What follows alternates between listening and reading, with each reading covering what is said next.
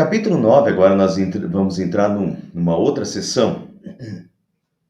Ah, Capítulo 9 até o capítulo 14, nós vamos ter várias profecias. Já tivemos diversas, né? Para quem não está acompanhando toda a série, vou repetir rapidamente. Zacarias é o segundo livro que mais é citado na época da Páscoa, por exemplo, no Novo Testamento. Então, são muitas profecias que falam sobre Jesus. É um livro muito pequeno, de 14 capítulos curtos, tanto que ele é chamado de um profeta menor, porque ele é pequeno. Mas ele é o segundo livro mais citado, assim, na Semana Santa, sobre a vida de Jesus. Bem interessante. Já vimos várias profecias, mas agora do capítulo 9 até o capítulo 14, nós vamos ver isso de uma forma mais intensa. Hoje vocês já vão ver como é nítido, como é claro. Mas ele começa, na continuação do estudo do livro, ele começa com, a gente tem que lembrar, é uma época em que o povo de Deus foi levado para o cativeiro babilônico, né?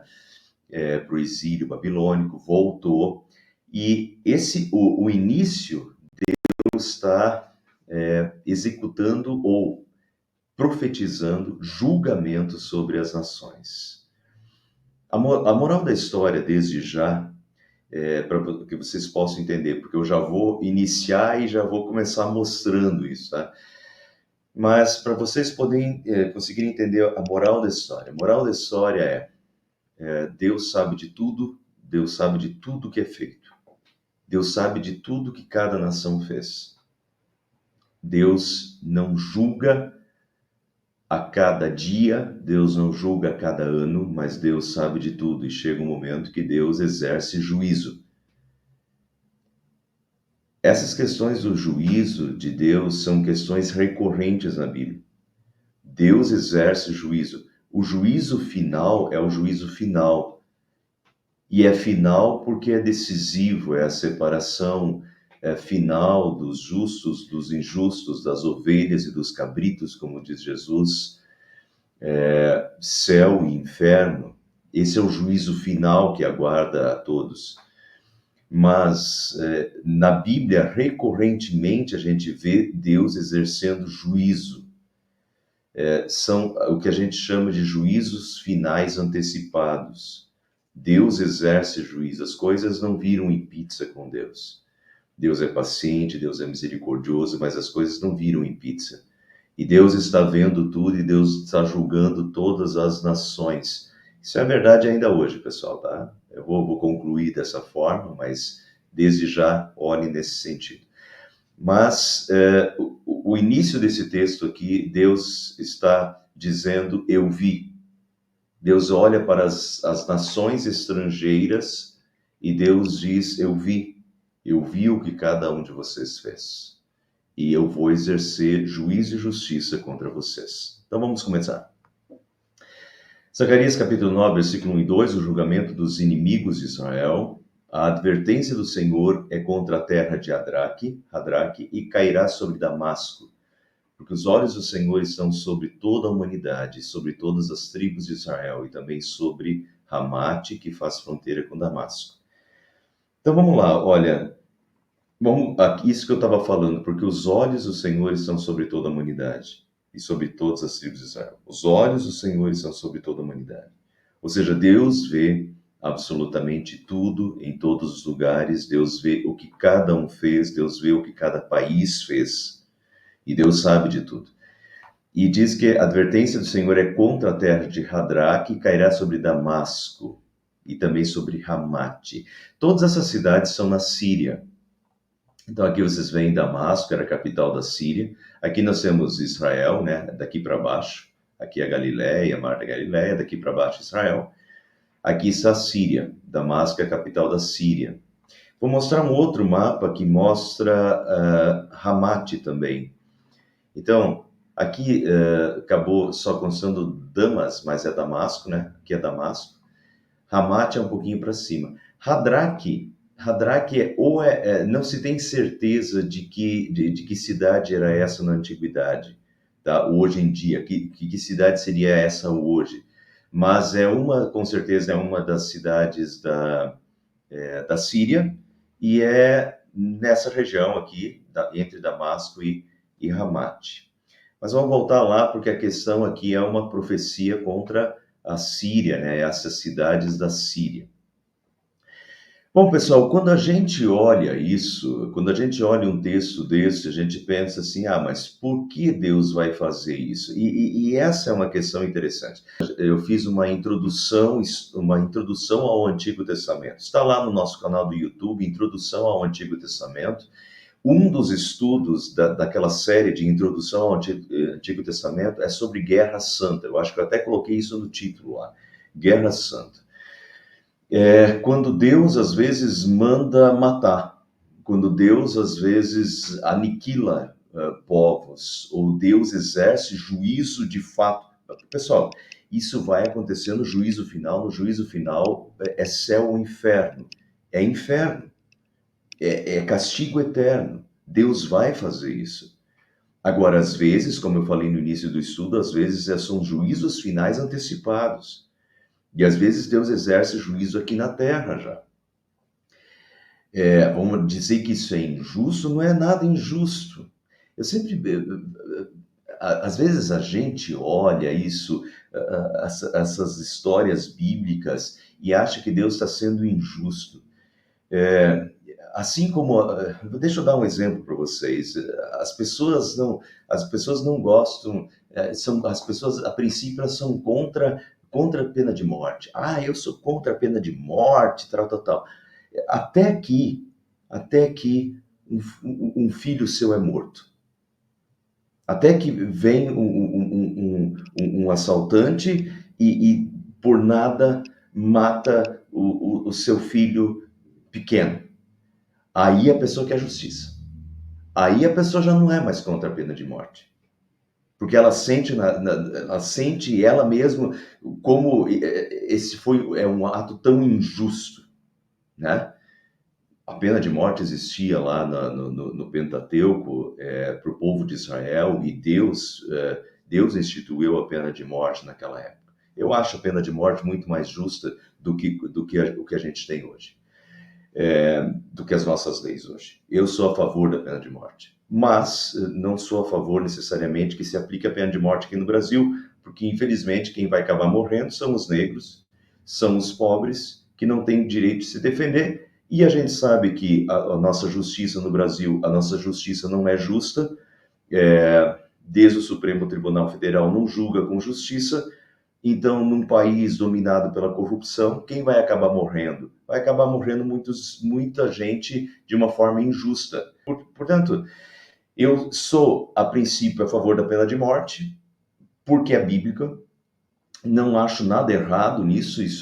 Uma coisa é eu faltar com amor ao próximo. Eu não posso matar ninguém individualmente. Outra coisa é o exercer da justiça como país. E essa era a questão no Antigo Testamento. Era Israel como país, era uma lei civil, tá? Não é ódio pessoal, é lei civil. Como lei civil, eu sou a favor da pena de morte. Teoricamente. Na prática, não quero que aconteça no Brasil. Não pode colocar no Brasil, porque no Brasil vai dar problema, porque é um país corrupto. Essa é a questão, tá? Mas então, vejam como Deus exerce justiça e Deus exerce juízo. Agora, o exemplo que eu dei, que as pessoas às vezes são contra a pena de morte até o momento em que tem um filho seu morto. Daí se coloca no lugar.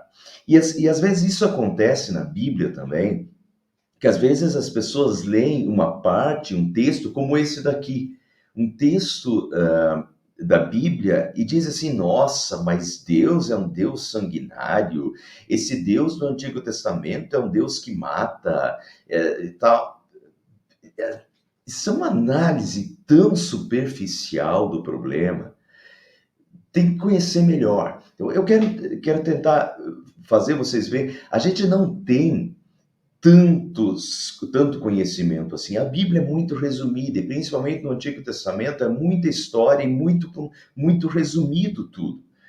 Mas a gente tem vestígios, e pelos vestígios, os vestígios nos levam a não julgar a Deus. Deus é Deus, Deus sabe o que faz, sempre soube. E quando Deus resolve tomar uma atitude tão extrema de aniquilar um povo que ele fez, mas um povo que às vezes está num grau é, de deterioração pelo pecado tão grande, que às vezes Deus, como Sodoma e Gomorra, que Deus resolve aniquilar as cidades, e vejam lá que aquela discussão que é meio hilária, né? Se tiverem 50 justos nessa cidade, você vai destruir. Abraão, né? Se tiver 50 justos nessa cidade, você vai destruir. Deus diz, não, se tiver 50, não vou destruir. Ah, mas se tiver 45, não vou destruir. E se tiver 40? E daí ele foi diminuindo, porque vejam o grau de deterioração daquele povo de Sodoma e Gomorra. E Deus acabou destruindo, porque não tinha nem 10 justos naquela cidade.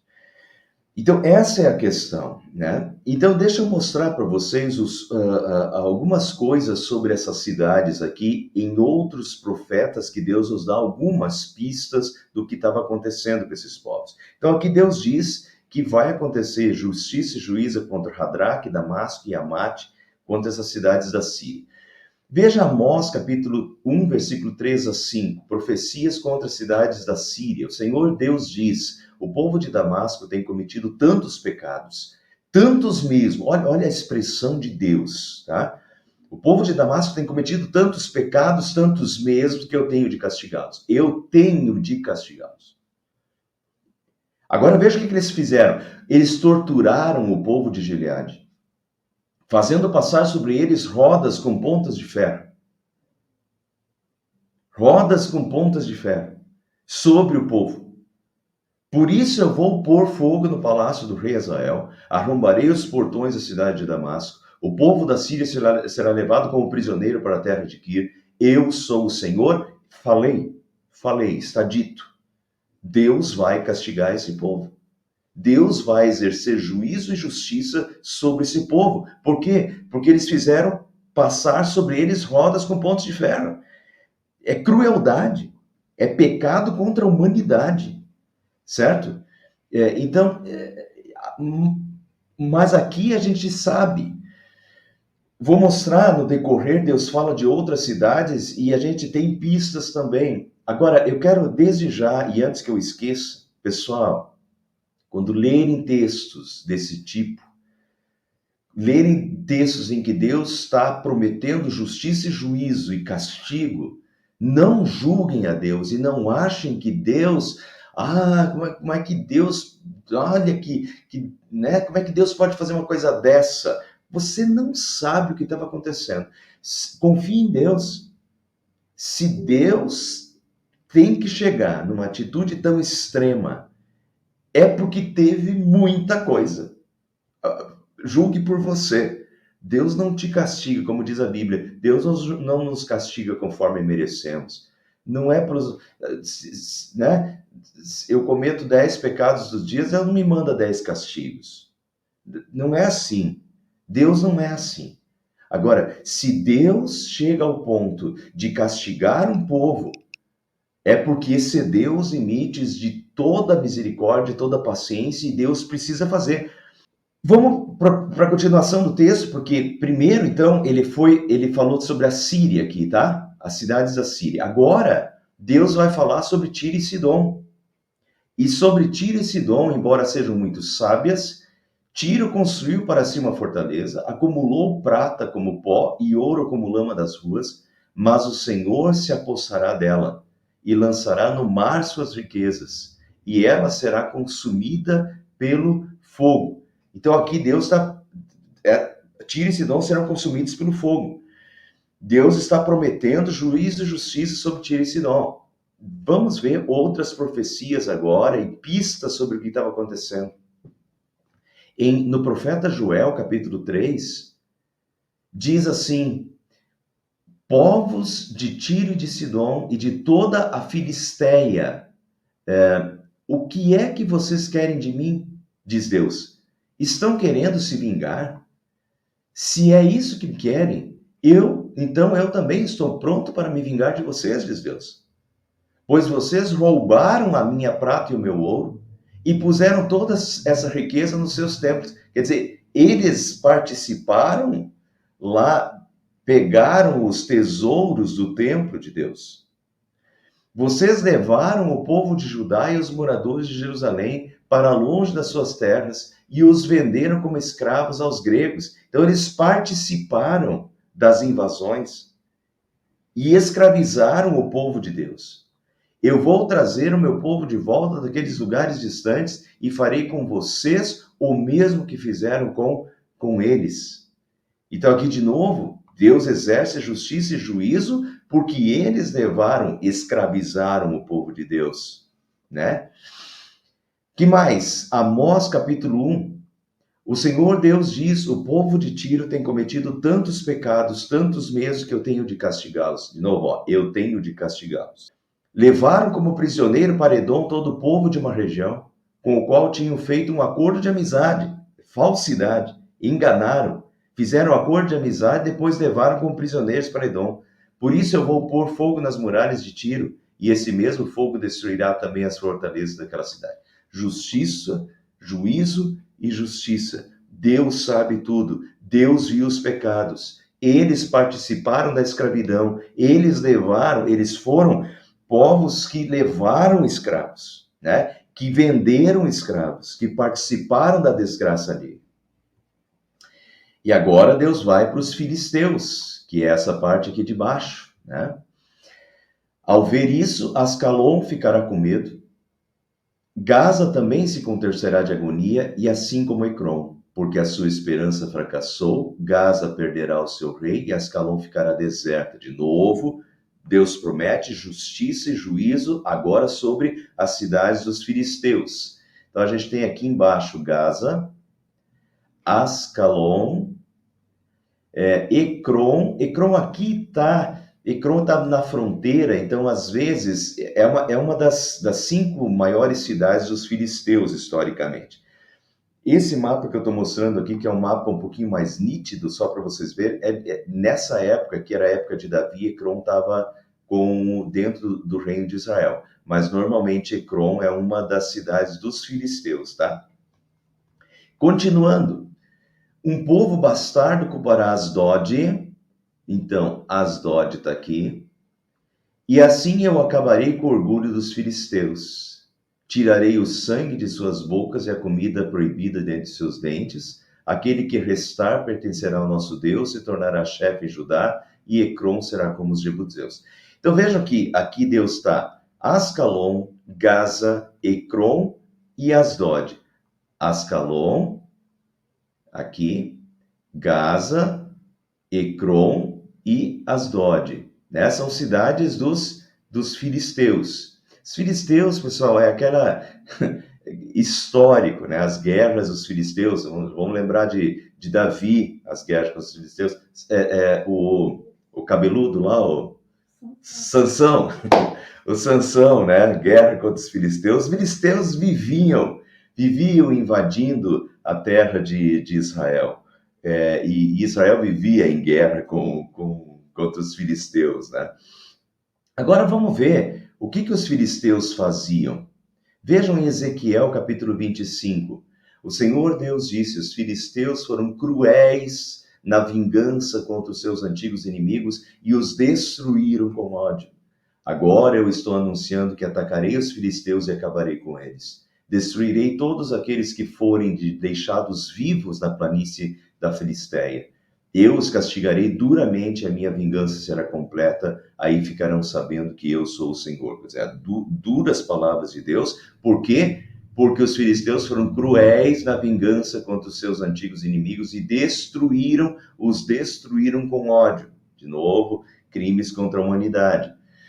Que mais? Amós, o Senhor Deus diz, o povo de Gaza, né? Gaza, Gaza, Asdod, Asquelon e Ecrom. Veja, as mesmas cidades citadas lá por Zacarias. O povo de Gaza tem cometido tantos pecados, tantos mesmo, que eu tenho de castigá-los. Eles levaram como prisioneiro todo o povo de uma região, os venderam como escravos ao povo de Edom. Por isso eu vou pôr fogo nas muralhas de Gaza, e esse mesmo fogo destruirá também as fortalezas daquela cidade. Vou acabar com os reis de Asdod, de Asquelon, destruirei a cidade de Ecrom e acabarei com todos os outros filisteus. Eu, o Senhor, falei. Portanto, vejam como isso é repetido. Profeta Amós, profeta Ezequiel, né, profeta Zacarias, Deus vai repetindo que ele vai exercer juízo e vai exercer justiça contra esses povos, porque ele viu o mal que esses povos praticaram. E agora chegou o tempo desses povos serem castigados. Já vou antecipar. O que muitos historiadores acham é que isso aconteceu, esse juízo sobre a Síria, a Fenícia, que é Tiro e Sidom, e os filisteus, que isso foi a rota de Alexandre o Grande mais tarde, no Império Grego-Macedônio. Alexandre o Grande fez essa rota e foi derrotando esses povos, né, e humilhando esses povos todos. Hebreus 4,13. Deus sabe de tudo e julga tudo com justiça no passado e no presente. Não há nada que se possa esconder de Deus, diz Hebreus. Em toda a criação, tudo está descoberto e aberto diante dos seus olhos, e é a Ele que todos nós teremos de prestar contas. Não há nada que se possa esconder de Deus, diz em Hebreus. Não há nada que se possa esconder de Deus. Em toda a criação, tudo está descoberto e aberto diante dos seus olhos, e a Ele que todos nós teremos de prestar contas. Essas nações tiveram de prestar contas já aqui no mundo, porque os seus pecados excederam os limites toleráveis por Deus, e Deus exerceu juízo e justiça já aqui nesse mundo sobre essas nações. Assim como exerceu sobre Israel também por causa dos seus pecados, né? Deixou que eles fossem levados para a Síria, para a Babilônia, escravizados durante 70 anos. Deus permitiu como uma forma de correção. Então Deus exerce justiça e Deus exerce juízo quando os pecados extrapolam o aceitável de Deus, ou né, o que Deus acha que dá para aguentar, ou que agora tem que fazer justiça. E eu sempre recomendo isso de forma individual. Romanos diz para a gente nunca se vingar. Não vos vingueis a vós mesmos, não é de Romanos que diz, é Deus dizendo. Não vos vingueis a vós mesmos, amados, dai lugar à ira. A mim me pertence a vingança, diz Deus. Então a gente tem que deixar Deus fazer, porque Deus sabe como fazer, a medida em que fazer, quando fazer, em que medida fazer, como fazer. A gente não sabe nem quando fazer, nem em que medida fazer, nem como fazer. Então a gente tem que deixar com Deus. Agora, Deus, então, quando a gente deixa com Deus, Deus sabe tudo, e Deus vai fazer se precisa fazer. E Deus vai fazer quando precisa fazer, porque Deus sabe de tudo. Então, pessoal, quando Deus finalmente decide fazer, é porque tem que ser feito. Tem que ter confiança nisso. Mas essa questão aqui, não há nada que se possa esconder de Deus em toda a criação, nem a gente pode esconder os nossos pecados de Deus, por isso temos que confessar, temos que nos arrepender, a gente não consegue esconder nada de Deus, tudo está descoberto e aberto diante de seus olhos. E o que eu quero terminar com essa questão aqui, que Deus exerce justiça e juízo sobre a Síria, sobre a Fenícia, Tiro e Sidom, e sobre os filisteus, mostra de que Deus, que em toda a criação tudo está descoberto e aberto diante de seus olhos, nada foge, Deus está vendo tudo. Só no passado? Só no Antigo Testamento? Isso é história com E? Não, isso é história com H. E se Deus fez isso no passado, Deus está fazendo isso no presente. Deus está vendo o que está acontecendo na guerra entre Ucrânia e Rússia. E podem ter certeza que Deus está vendo tudo. E que Deus está julgando tudo. E que, se precisar, Deus vai exercer juízo e justiça. Com certeza. Não tenho a menor dúvida. Deus vai fazer. Se preciso for, vai fazer. Talvez a gente não fique sabendo, mas que Deus vai fazer, né?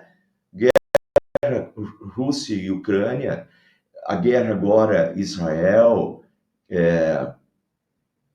e a propósito, até coloquei aqui, porque a guerra que está acontecendo em Israel é muito próxima do que dessas regiões que estão aparecendo em Zacarias 9, né?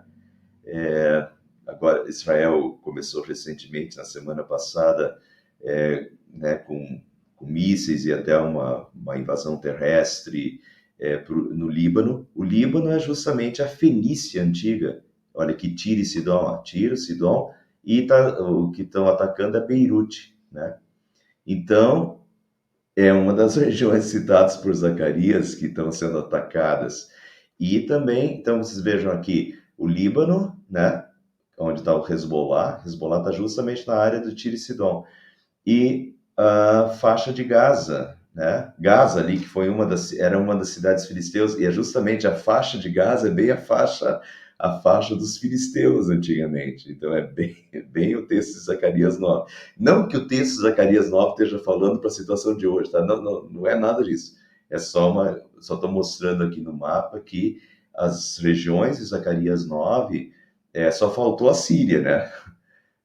Até Israel está com o conflito com o Irã também, com ameaças, né? Mas o Irã está mais para cá, está mais para a direita da Síria. Mas é justamente essa faixa aqui, a faixa de Gaza, é bem a faixa dos filisteus, e o Líbano, né? Aqui Tiro e Sidom, onde estão Hezbollah e Hamas. Não quero ir além disso, também não é objetivo estudar isso aqui hoje. Vamos continuar. Defenderei a minha casa, diz Deus, porque antes Deus está exercendo justiça e juízo contra os outros povos, o julgamento dos inimigos de Israel, que os inimigos de Israel fizeram. E Deus fez justiça e juízo com o povo de Israel também. Mas aqui Deus mostra: defenderei a minha casa contra os invasores, nunca mais um opressor passará por cima do meu povo, porque agora eu vejo isso com os meus próprios olhos. Aqui Deus está mostrando de novo o seu amor pelo seu povo, que é a menina dos seus olhos. E agora vem, maravilhoso, até coloquei ali porque é escancarado, né? Alegre-se muito, cidade de Sião, exulte Jerusalém, eis que o seu rei vem a você, justo e vitorioso, humilde, montado num jumentinho, cria de jumento. Eu não preciso nem mostrar o texto de Mateus para vocês, né? Mateus capítulo 11. É exatamente isso aqui, quando Jesus entra em Jerusalém, e Jesus já manda os discípulos irem, lembram? Ah, Senhor, onde você quer que nós te preparemos a Páscoa? E daí Jesus manda os discípulos e diz: vocês vão achar um jumentinho, né? Se alguém perguntar, vocês dizem que o Senhor precisa deles. Eles foram, acharam o jumentinho, trouxeram, Jesus montou, entrou, o povo aclamou, né? Usando nas maiores alturas, bendito que vem em nome do Senhor. Jesus foi saudado como rei, e ele era de fato o rei dos reis. Isso está em Zacarias. Zacarias capítulo 9, versículo 9, essa profecia que se cumpriu. E na verdade, quando Jesus mandou buscar o jumentinho, já sabia onde estava o jumentinho, vocês vão achar um jumentinho, Jesus é Deus. É para se cumprir toda essa profecia, né? De Zacarias capítulo 9, versículo 9, literalmente. Então, vocês vejam aqui a questão das dimensões, né? Ao mesmo tempo que o texto fala para aquela época, para Tiro, para Sidom, para Amate, para Damasco, para Gaza, para Asquelon, né? Para aquela época, primeira dimensão, o texto também já aponta para a segunda dimensão, que é a primeira vinda de Cristo.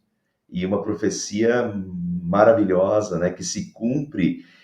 Esse texto aqui, Zacarias viveu por volta de 520 a.C., 520 a.C., 520 anos depois, 550, né, porque Jesus tinha 33 anos.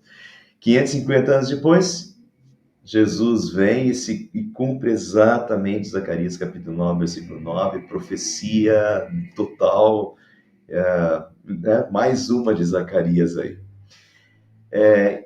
E o que mais?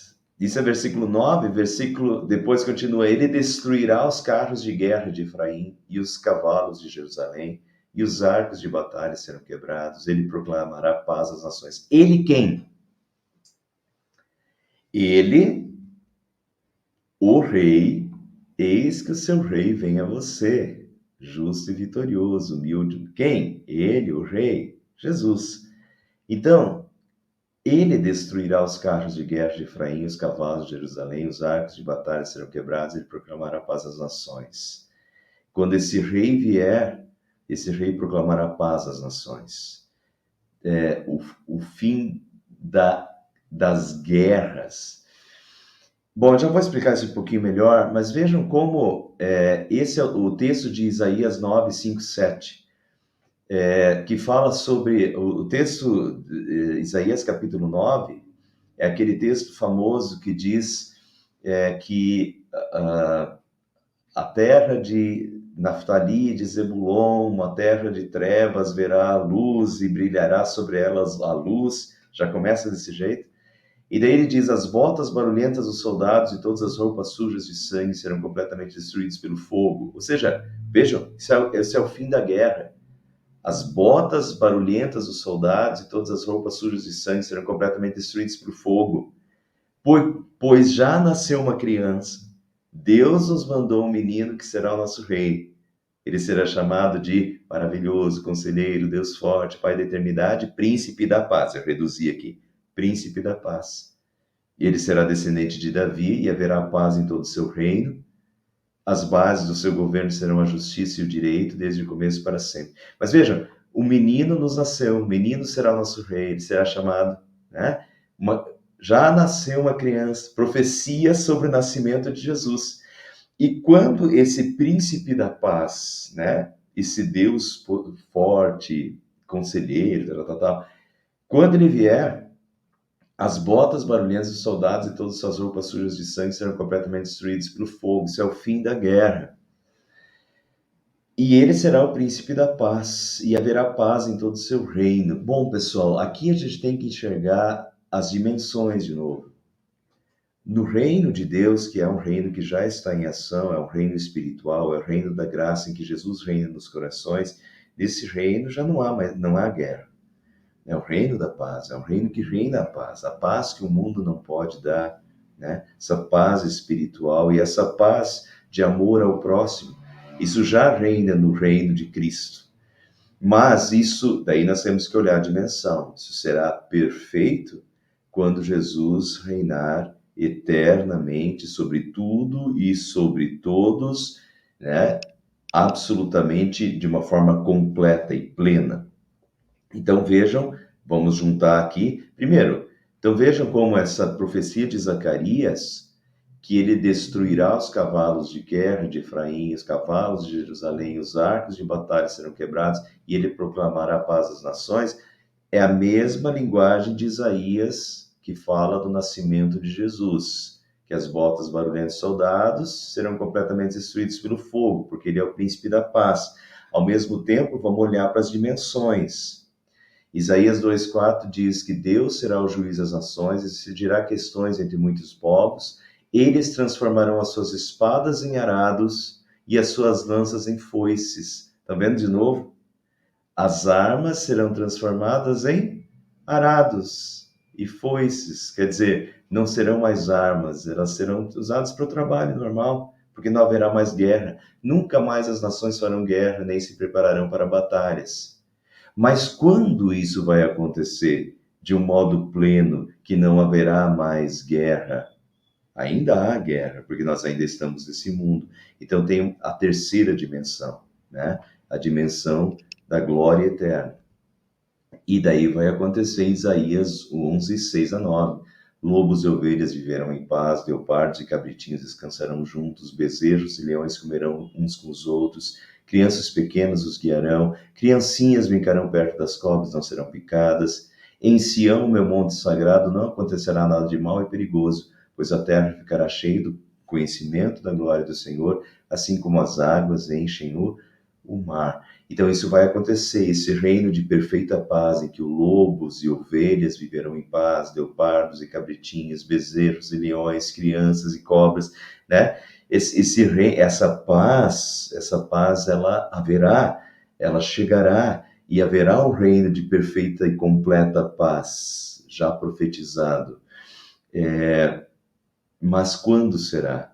Apocalipse 21, 3 a 5. Ouvi uma forte voz que vinha do trono, a qual disse: agora a morada de Deus está entre os seres humanos. Deus vai morar com eles, e eles serão os povos dele. O próprio Deus estará com eles e será o Deus deles. Ele enxugará, agora sim, ele enxugará dos olhos deles todas as lágrimas, não haverá mais morte, nem tristeza, nem choro, nem dor, pois as coisas velhas já passaram. Aqueles que estavam sentados no trono disse agora, faço novas todas as coisas. Esse reino de paz perfeita, completa, ele vai acontecer. Ele já foi conquistado pelo rei, ele já foi conquistado pelo príncipe da paz. Os que vivem dentro do seu reino, que já o tem reinando em seu coração, já sentem essa paz. Mas esse reino será perfeito e não haverá mais guerra em lugar nenhum dos novos céus e da nova terra, onde Deus vai morar com eles e eles serão os povos de Deus, onde Deus estará com eles, né? E será o seu Deus. Então, essa plenitude é nos novos céus e nova terra. E ali será um reino de perfeita paz, em que o lobo e o cordeiro estarão juntos e não se prejudicarão, assim como nós, ninguém mais vai querer fazer mal algum para o seu próximo, porque nós estaremos onde Deus será tudo em todos, né? Nós estaremos completamente envolvidos num reino sem pecado. O reino sem pecado não tem mais guerra. Então tudo isso nos aguarda, tudo isso é no futuro, é a terceira dimensão e estamos caminhando para lá, né? E a continuação do texto diz: e dominará de um mar ao outro e do Eufrates até os confins da terra. Uma linguagem claramente messiânica sobre o reinado universal de Cristo. O Salmo 72, 8 a 11 diz: domine ele de mar a mar, desde o rio até os confins da terra. Curvem-se diante dele os habitantes do deserto, todos os reis se prostrem diante dele, todas as nações o sirvam. Já quando Jesus vem a esse mundo, ele já é o rei sobre todos a terra, o reino dele já é um reino universal e abrange todo mundo.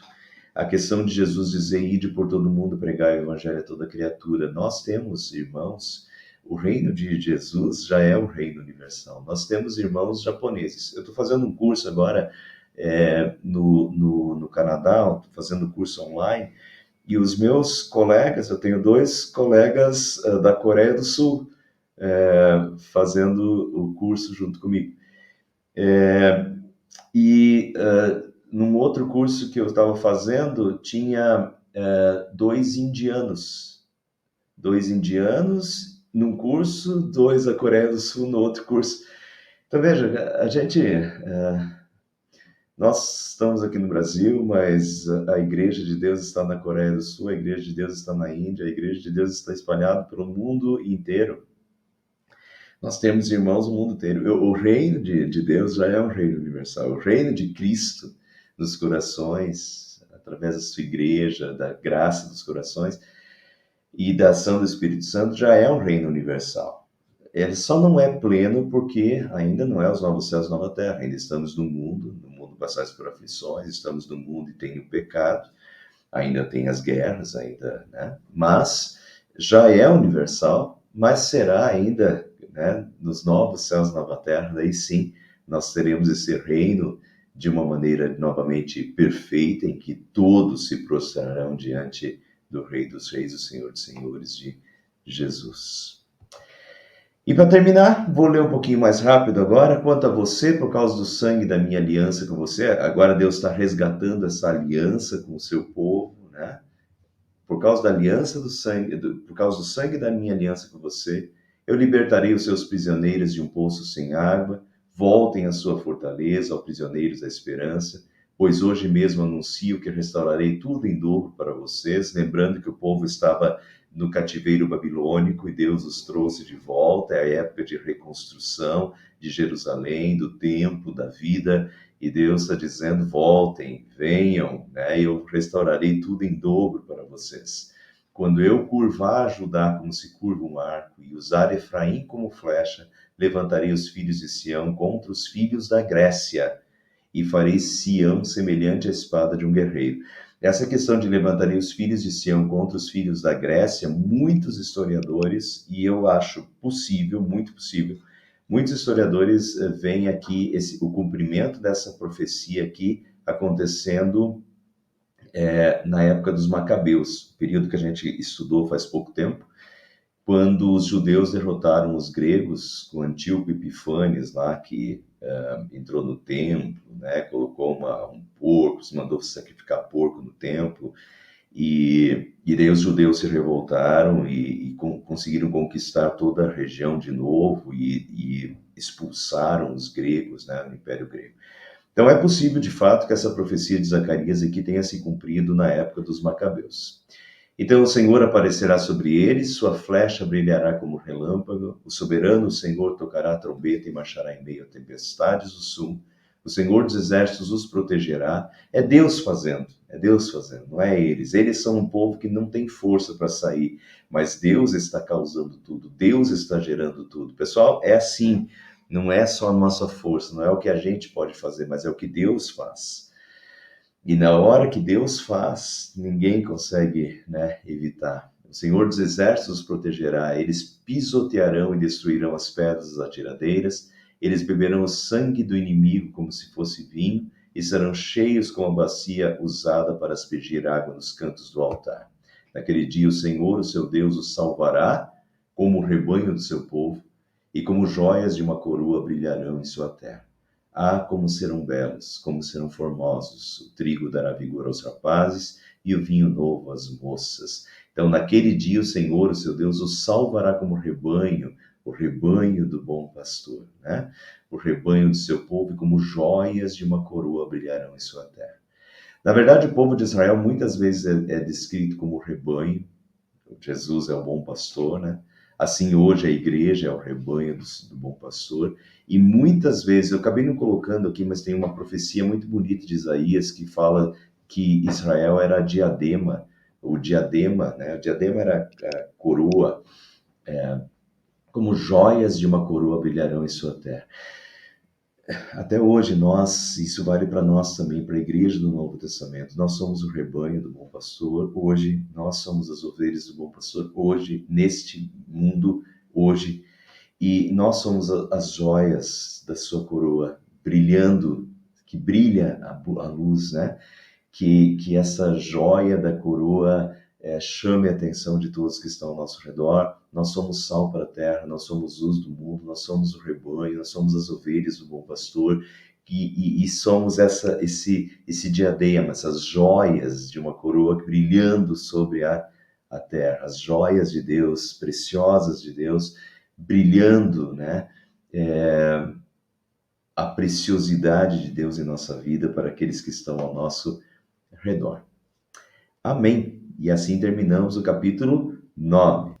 Semana que vem, capítulo 10, capítulo 11 depois, e até o 14. Hoje nós vimos aí o rei humilde, montado num jumento, né? Jesus, capítulo 9, vocês vão ver no capítulo 10 que ele vai falar de novo, vai ter profecia sobre Jesus. O capítulo 11 vai falar sobre a traição de Judas. É maravilhoso, muito interessante. E como a gente consegue, estudando essas questões, as nações, o julgamento, a gente vai ampliando o nosso conhecimento bíblico também e criando mais musculatura de conhecimento bíblico, sabe? É interessante essa questão, assim, muitas pessoas julgam o Antigo Testamento e julgam Deus sem ter o conhecimento devido sobre o que acontecia. Hoje eu mostrei para vocês, quem lê só Zacarias, às vezes não sabe o que Amós falou, o que Deus falou através de Amós, o julgamento, como essas nações eram cruéis, tudo que eles fizeram, os crimes contra a humanidade, né? E quando a gente consegue enxergar isso tudo, a gente ganha mais musculatura espiritual, né? E a gente ganha mais força e consegue entender mais o todo, e consegue entender Deus melhor e as atitudes de Deus melhor.